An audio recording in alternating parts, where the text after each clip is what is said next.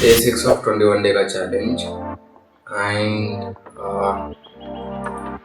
before going to the main story, I will share like one thing about my parents is that they never care about my marks. Okay, they never ask me if I'm getting pass or fail, and that was the reason that I also don't care anytime about marks. Like they didn't even study when I got failed in 5 subjects. Okay, just as somehow I got interest in maths, that was the reason that I started getting pass marks in remaining subjects and got a pass marks in science, Telugu.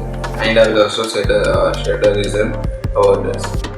So, first let's talk about my math journey. Okay. So when at the seventh starting 1 month, I have completed like whole textbook, and after this I started creating my own problems. Okay, own little advanced problems. Around 3 to 4 days, I have calculated like how many pulses Tenarama I have asked to Krishna Devara. There was a story, right, in which there are like 64 spots in chessboard, and Tenarama have asked for every spot a rice grain. Just the condition is every time the rice grain will get double. So I just wanted to calculate how many rice pulses Tenarama have asked to Krishna Devara.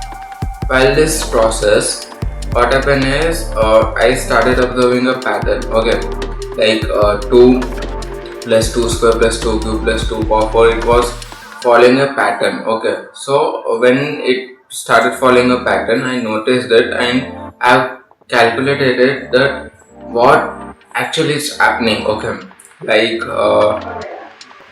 how this pattern is repeating, and with that pattern I have made one formula to sum the two powers. Okay, like 2 power 1, 2 power 2. I made one formula to how to calculate this power of numbers. Okay, this is, I think it's in like 12th class syllabus of sequence and series, but at that moment I don't know that this exists. In the same way, when I shared this with my dad, then my dad gave me one task. Okay, in biometrics, there is like some sequence of numbers. Okay, like my dad is in biometrics ka business, so when you there is some sequence of numbers in biometrics, and using that sequence, like there is also a pattern in which in this sequence which get like repeated, and for this sequence what you need is to crack this sequence to get out one number. When you enter one number, you get one number as an output. So to get this number as an output, you have to put in a formula. Okay, so there was a company who was charging premium for this formula. Okay, and what my dad done is he gave me like three sheets of paper in which this pattern was getting repeated. Okay, and my task was to track down this pattern and create a formula out of it. Okay, it was like every number was like 10 digit. Okay, so when you enter a 4 digit number, 10 digit number, you get as a output. Okay, and he gave me that like till I remember is at Saturday at around evening 5 to 6 time.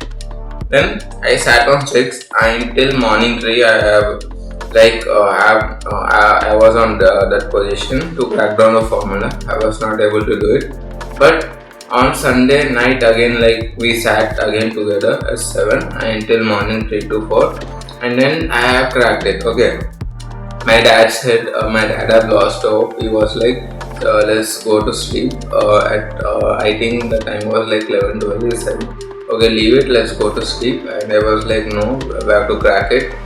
Then till 3 I was on it, and I've cracked it, and I've showed to my dad that this is the formula. Using this formula, you can go with this formula.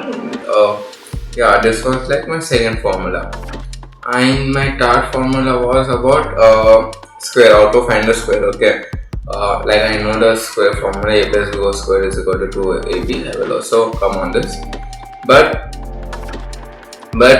this time what happened is like I was just practicing, and I just wanted to like find a pattern in this all. Okay, so what I did is I took a paper, I wrote all the numbers on it, and I wrote in the side a square, and then I break out in very small parts. Okay, like if 2 square is 4, I have made it like 1 plus 1 plus 1 like this. In the same way with 8, 16, 32, all this, and I started noticing a pattern in this. Or I know that there is something which is getting repeated. Okay, and with this I have created my chart formula, and with I have done the same for this x cube wala thing. Okay, to find how to find x cube, and after finding x square, x cube, uh, what I done is, I have done all this in this 7th standard. Okay, so now let me say you how I learn like this formulas. Let's take a simple example for this. Let's take a plus b whole square is equal to 2ab. Okay, there is a box. There we used to get one rectangle box in one square, in which there was like two squares and two rectangles. Okay, and all the sum of this is equal to a square plus b, a plus b whole square, a plus b whole square is equal to a square plus b square plus 2ab. To prove this geometrically, we used to use this box. Okay, but this box is to be like so confusing. So what I done is I have took in real numbers. Okay, like my pattern to learn anything is, if they are in variable form, first change them in integer form, and first do experiments in terms of integers, then go with the square, go with the variables, and also apply the same format in variables. Okay, and one more thing is, if there is like very odd thing, just break it into very small parts. Like if there is in Padman we also have done same thing. Okay, there was a very complicated machine. Yeah, break down that complicated machine in like 4 parts, and then it becomes so simple. Okay, in the same way, if there is any complicated problem you're getting, just break it down into like so simple parts that it can easily get solved. Okay, so like for this a plus for this a plus b whole square is equal to 2ab, a plus b whole square is equal to a square plus b square plus 2ab.